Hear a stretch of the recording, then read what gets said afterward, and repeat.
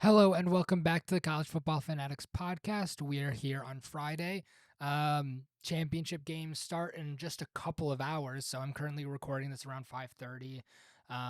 It's so for me it's a couple of hours from now, like 2.5 hours. I think the first game, USC and Utah starts at I think it's 8 o'clock tonight actually. So. um it's going to be a pretty good game. I think at least, USC has been very dominant in their later half of the season, and they've, it's a huge turnaround from last year where they were 3-9, and I've talked about this before, but they were 3-9, and now they're in the course of hiring Lincoln Riley. And in the course of using the transfer portal for we're going to talk about that a little later. They are currently now at where they're at, which is number 4 in the country. And as long as they win this game, in my opinion, I think they're a lock for the playoffs. So as long as I don't think if TCU or Michigan or Georgia lose, that they're going to lose their playoff spot. But if USC loses, they absolutely will. But I think that they have a very good chance to play against or to win against Utah. They lost to them by I think it's a last second field goal, basically, and just a few points, and it was at home at Utah. So now they're going to be playing, for their conference championship, and it's not going to be at home. So I think it'll be a good game. I'm going to be watching it a little bit later. It's going to be really important. One of the things I wanted to talk about though is so last year obviously USC was not the team. I mean, they went, like I said, they went 3-9. They did really poorly. But you know, things changed. They brought in Caleb Williams. They got a bunch of transfers on offense, and I didn't think that they were going to do as well as they did at the beginning of the season. Not even close. Sorry, excuse me. But I thought without the defense, because their defense isn't that good. It's mediocre. To say it's mediocre, essentially. It's not a defense that is going to be stout against a very good against any sort of decent offense. But USC hasn't had to win like that all season.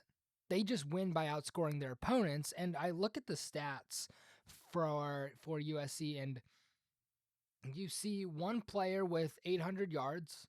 You see two players with 500 yards, two more with 300, three with 200, and let's see how many, and three with 100. And that's a pretty evened out stat sheet, in my opinion, at least. You don't see, you're not, I mean, with the only exception being Jordan Addison, who currently has 810 yards, well above the next player. But for the most part, you're looking at it and you're just seeing a fairly balanced stat sheet. So it's not like if any one of these players were to go down, USC would be without its number one scorer or whatever. They still have other players that can still fill that role, and I think that reaching into the transfer portal last season with Lincoln Riley actually really helped them in that sense, because a lot of these guys are either new recruits or they came in through the transfer portal, and with Caleb Williams, obvious in my opinion at least, being the Heisman favorite with 3,700 passing yards, he's had a really really good season, and I think that's in my opinion, it's pretty clear that he's likely to be the Heisman winner. Um, there's very few players that I think could truly, you know, there could be there could truly be an argument to make. And I would have argued, if Blake Corum had not gotten injured in the Illinois game, and if he had played in the Ohio State game, and if he's now getting surgery on his knee, but he's going to be out for the season. But if he had been able to finish the season, I would have said, maybe he could have made an argument. Um, Obviously now, that's all gone. He's not going to be able to make an argument at all. So part of me hates myself for saying this because I still think, I think the Heisman Trophy has become too quarterback dominant. And I understand, the argument is, there's an argument that, this is the way that the league is going, that it's become a very quarterback dependent league. And that's very true. That is very true. But there are still teams out there like Michigan, like Illinois, that rely a lot on their running backs. Minnesota relies heavily on their running back as well.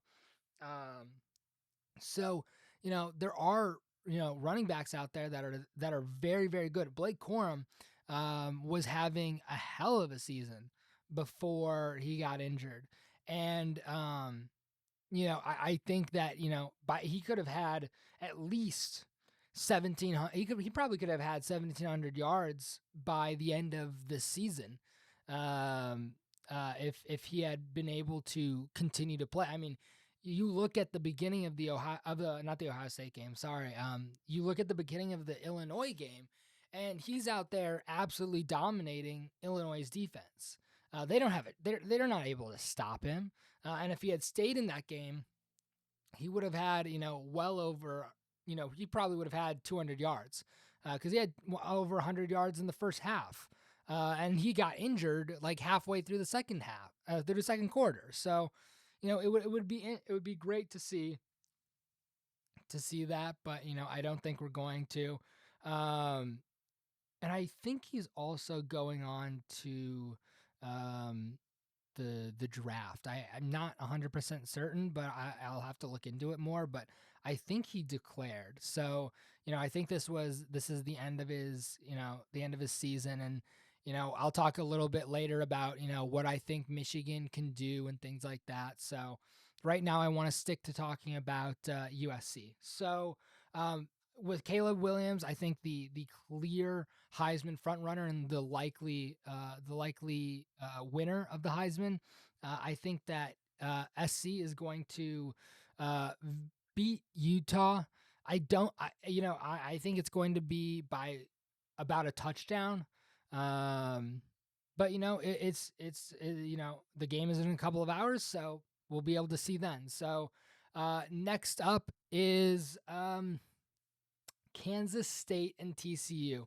Now, TCU has also been a bit of a surprise this season, at least to me. Outside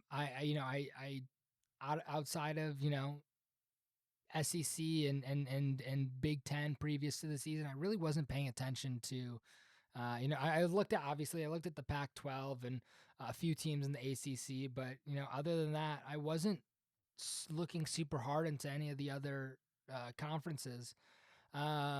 And TCU has looked really good. Duggan has just found a way to win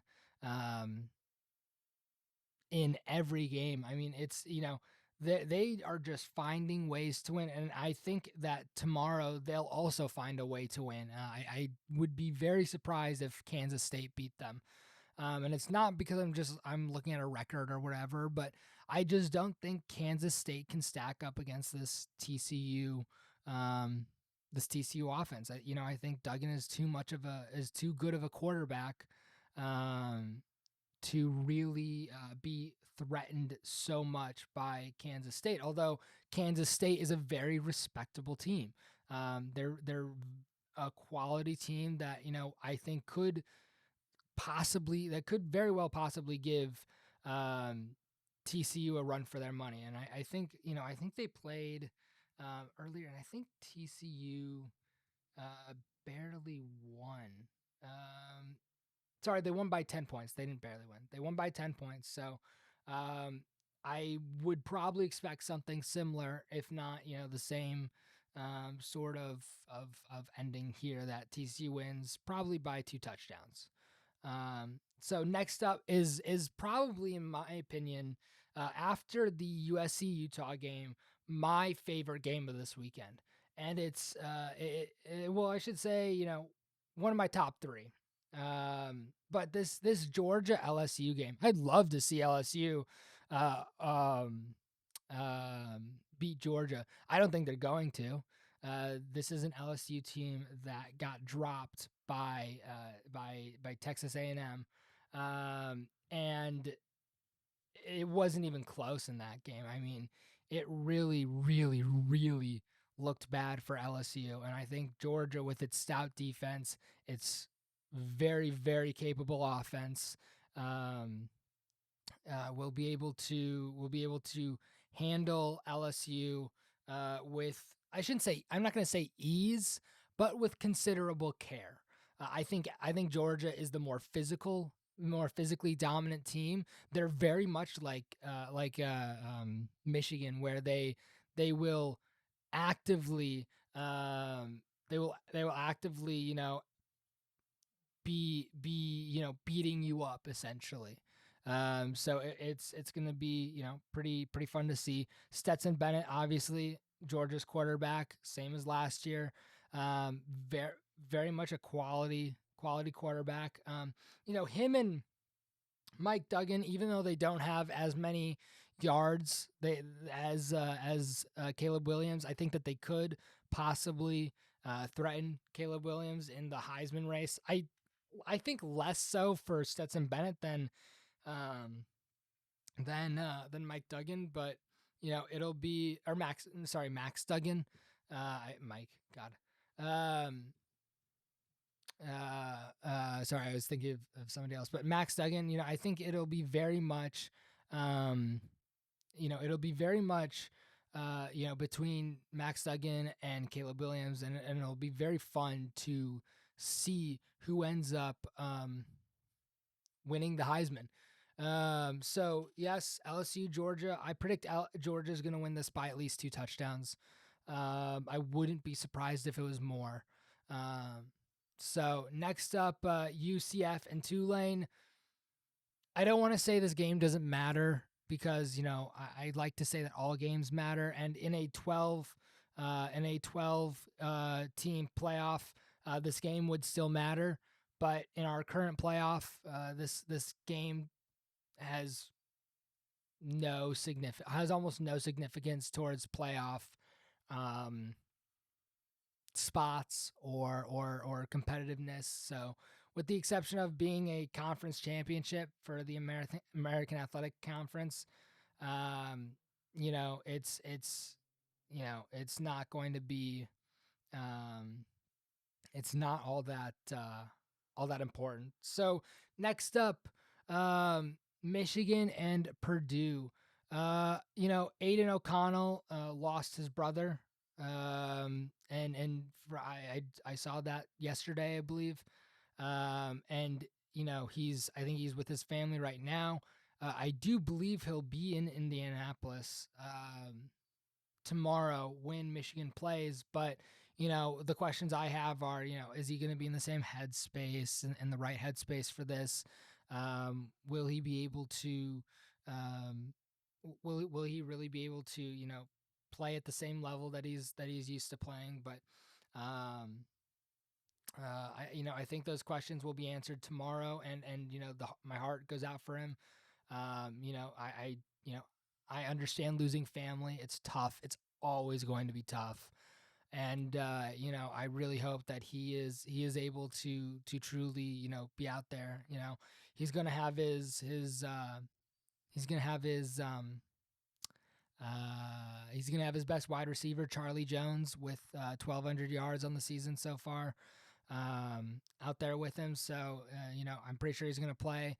It is gonna be a big game, but I don't think um, I don't think the Big Ten West has won a championship in like 10, 12 years or something like that. So it's going to be very difficult for them to beat it. Although Purdue has a very good record against top 5 teams, apparently.